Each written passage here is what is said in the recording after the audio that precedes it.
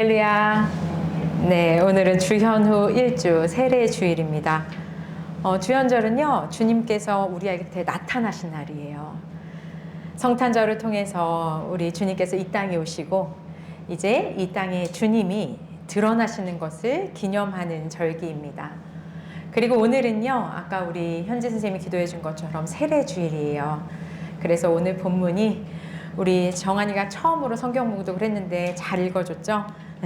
누가복음의 세례의 장면입니다.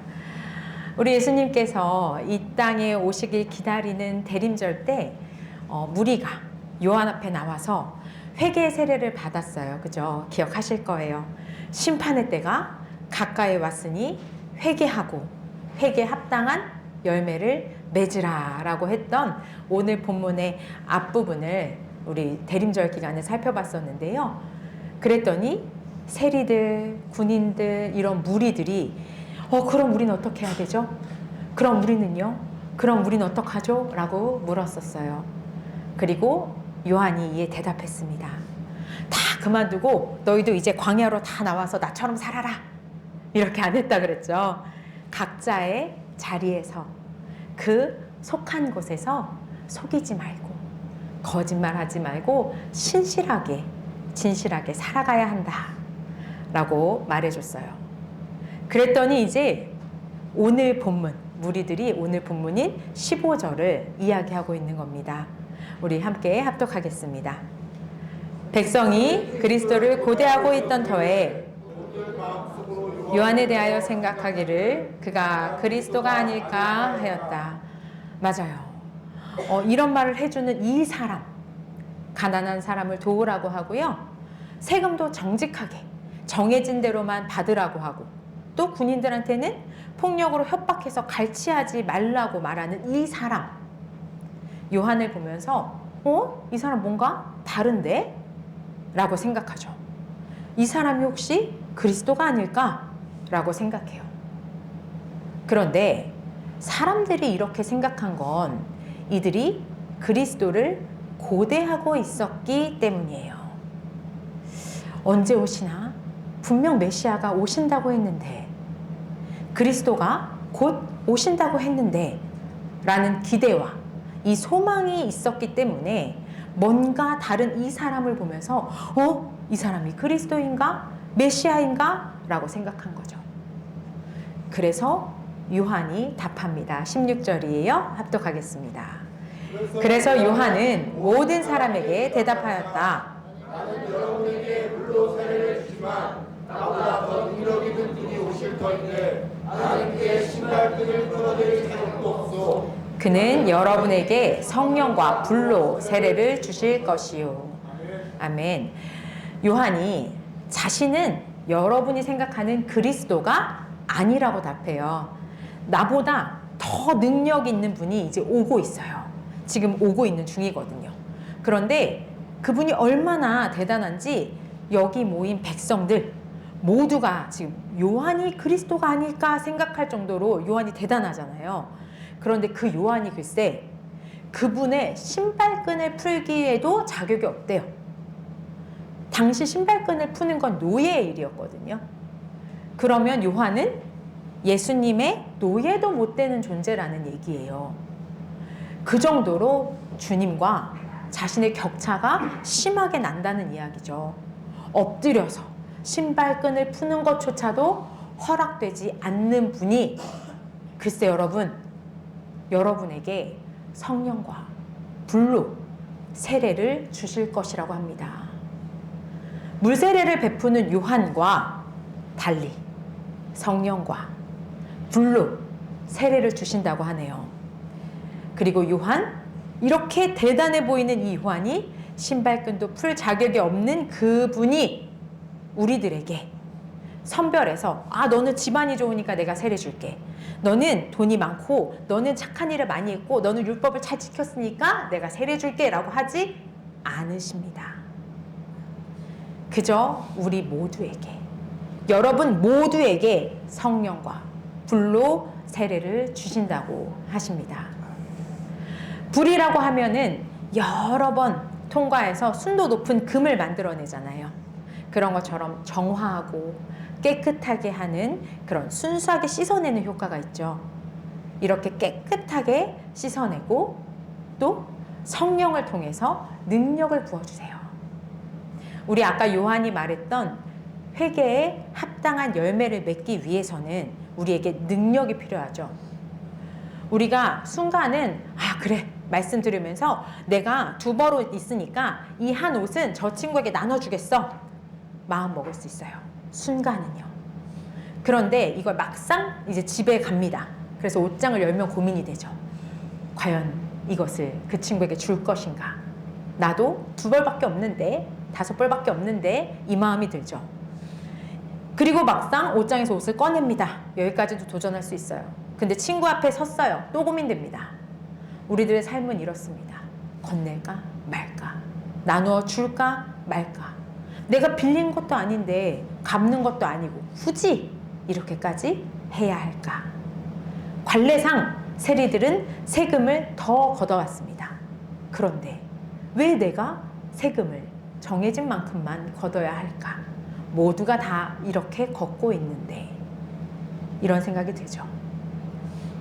이 상황에서 결단하고 열매 맺기 위해서는 정말로 강한 능력이 필요해요. 성령이 우리에게 부어졌을 때만 가능합니다. 그래서 누가복음의 후속편이죠. 사도행전에 보면 오순절에 성령 세례를 받고 불길처럼 갈라진 혀들이 사람들에게 임하죠. 그렇게 성령께서 예수의 이름으로 세례를 받은 자들을 쭉 인도하세요. 그 성령의 인도해 나가는 이야기가 바로 사도행전이죠. 성령행전이라고도 불리는. 그리고 그 인도가 지금 성령을 받은 우리 가운데도 계속되고 있습니다. 그러면서 요한은요, 주님과 자신의 차이를 덧붙여서 또 설명을 해요. 17절이에요. 같이 읽겠습니다. 그는 자기의 타작마당을 깨끗이 하려고 손에 키를 들었으니 알곡은 물감에 모아들고 쭉정이는 꺼지지 않는 불에 태우실 것이요. 네. 주님은 심판의 권한이 있으신 분이에요. 이곳에 모인 자들, 요한이 3장 7절부터 이미 말했거든요. 독사의 자식들아, 누가 너희에게 닥쳐올 진노를 피하라고 일러주더냐? 회개에 알맞은 열매를 맺어라. 도끼를 이미 나무 뿌리에 갖다 놓았다. 그러므로 좋은 열매를 맺지 않는 나무는 다 찍어서 불 속에 던지신다. 진짜 심판의 권한이 있는 분. 열매 맺지 않는 나무를 다 찍어서 불 속에 던지실 분이 오고 계세요. 그래서 자신의 타작마당, 자신의 주님의 땅을 말끔하게 하실 거예요. 어떻게요? 알곡은 모아 들이시고 알맹이가 없는 껍질들, 쭉정이는 다 꺼지지 않는 불에 싹 다 태워버리실 거예요. 여러분, 그냥 우리가 키질만 해서요, 쭉정이가 가벼우니까 이렇게 날아가잖아요. 그렇게 되면 그 쭉정이는 다시 날아와서 또 알곡과 함께 섞여버리고 말 거예요. 그런데 여기 보면 꺼지지 않는 불에 싹 다 태워버리신대요. 꺼지지 않는 불이라고 했죠. 이 말은요, 억제할 수 없는 불이라는 의미도 갖고 있어요. 그럼 태울 게 너무 많아서 불이 꺼지지 않고 계속되고 있는 것을 이야기하기도 하고요. 또 하나는 억제할 수 없는 불이잖아요. 그럼 이 불이 얼마나 강력하다는 얘기예요. 여기서 빠져나갈 수가 없는 거죠. 이 정도로 강력한 심판이 이제 임박했습니다.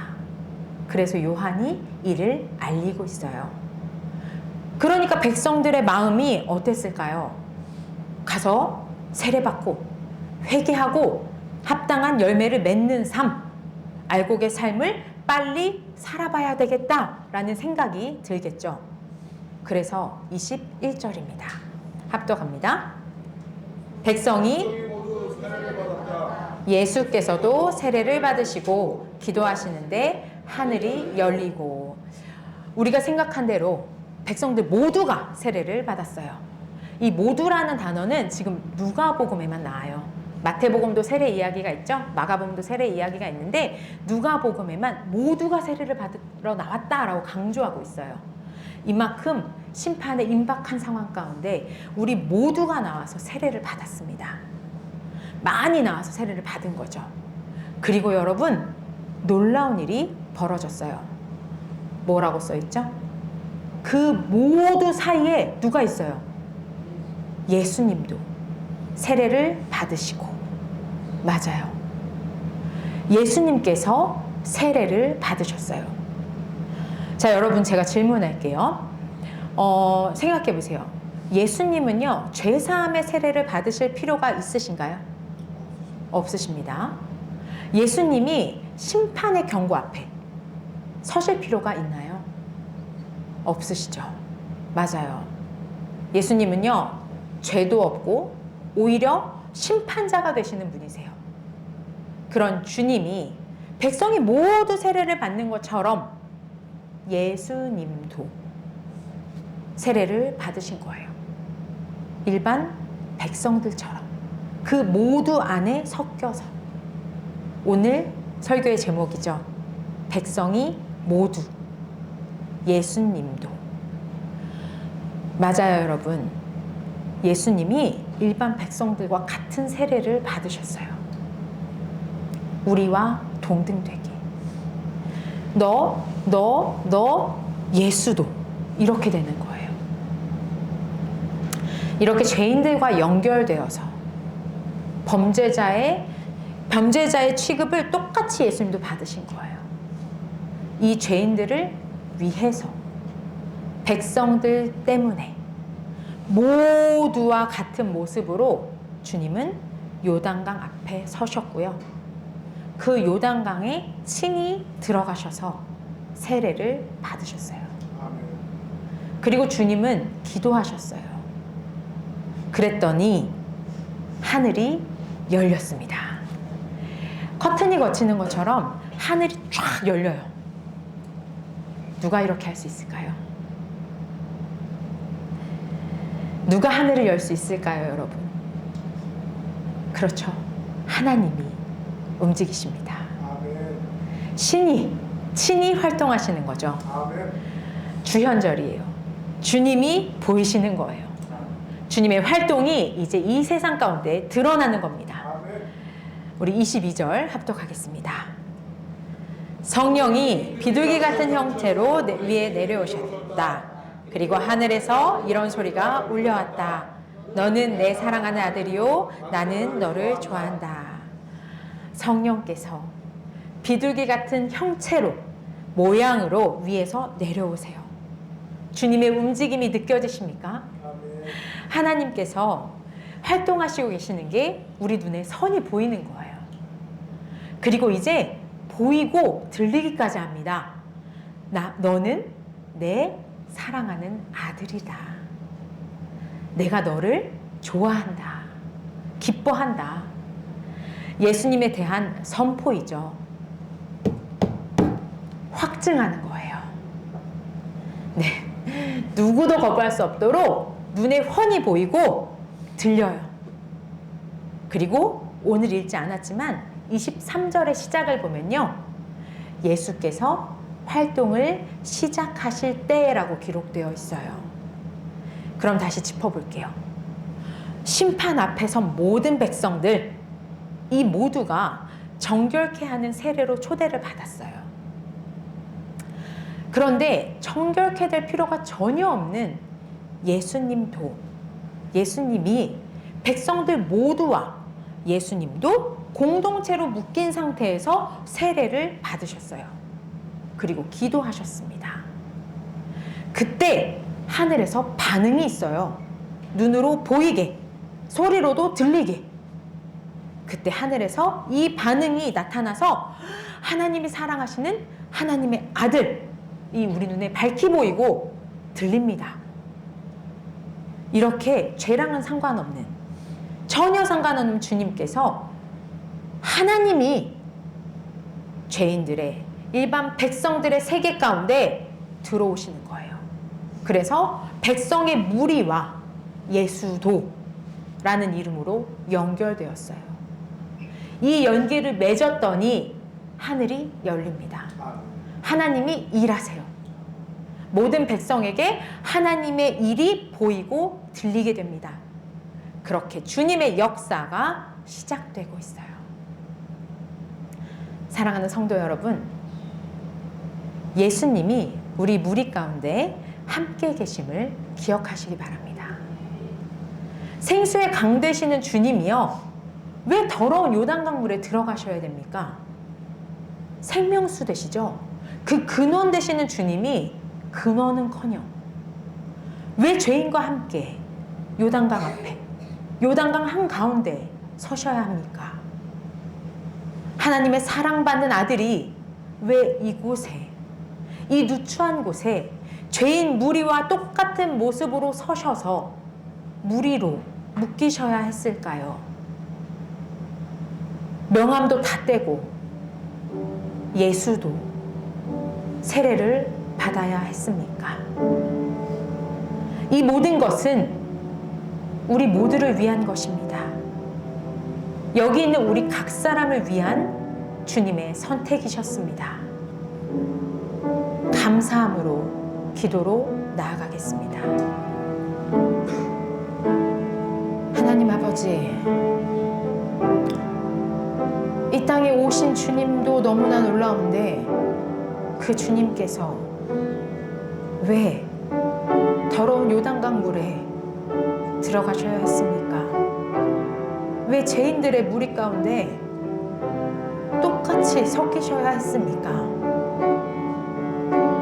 이 모든 것이 아직도 죄 가운데 거하기를 즐겨하는 저희들을 위한 것임을 깨닫습니다. 아버지, 하늘문이 열리고 저희들이 주님을 봅니다. 주님의 세례로 주님께서 우리와 동등됨을 취하셨기에 저희가 이제 주님을 봅니다. 아버지, 그 주님의 능력으로, 성령의 능력으로 이 땅을 살아가기를 소원합니다. 주께서 정결케 하셨기에 그에 합당하게 열매를 맺으며 아버지, 그렇게 예수님처럼 살아가게 하여 주시옵소서. 우리들에게 주님의 마음을 주시고 아버지, 새로운 마음을 주시옵소서. 주님, 우리와 함께하여 주시옵소서. 주님, 우리를 붙들어 주시옵소서. 아버지께서 우리와 함께하여 주시옵소서. 하나님 아버지, 어떻게 죄인 1, 2번, 3번 이 무리 가운데 예수님이 계십니까? 왜 예수님도 무리와 함께 세례를 받으셔야 했습니까? 주님께서 저희와 같이 되셨기에 저희가 주님께 나아갈 수 있는 길이 열림을 보았습니다. 그렇게 주님께서 일하기 시작하셨고 그 일은 주님의 죽음과 부활로 이어졌습니다. 그렇게 주님께서 저희들을 구원하셨습니다. 오늘 저희들 주님과 무리가 함께 받았던 세례터 앞에 서겠습니다. 백성이 모두 세례를 받을 때 그때 예수님께서도 세례를 받으셨습니다. 저희도 이 시간 그 주님과 함께 세례받길 원합니다. 그래서 주님께서 부어주시는 성령과 불로 깨끗함을 입고 성령의 능력으로 열매 맺는 삶을 살기를 원합니다. 누구든지 나아오라는 주님의 초대에 응답하겠습니다. 주님, 저희들 가운데 친히 임하여 주시옵소서. 예수 그리스도의 이름으로 기도드립니다. 아멘.